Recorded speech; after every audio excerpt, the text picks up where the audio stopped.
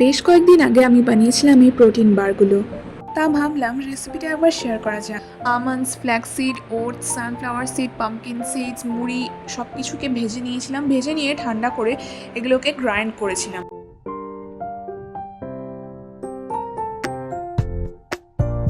এরপরে নিয়েছিলাম গুড় আর কিছুটা দিয়েছিলাম জল।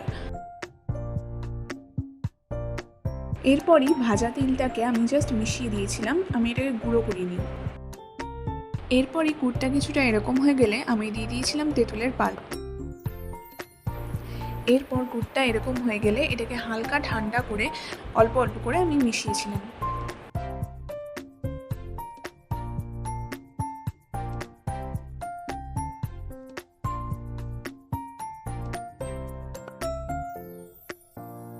এরপর একটা থালায় অল্প করে ঘি লাগিয়ে নিয়ে মিক্সটাকে পুরো ছড়িয়ে দিয়েছিলাম, দেন কেটে নিয়েছিলাম। এটা খেতেও কিন্তু বেশ ভালো হয়েছিল।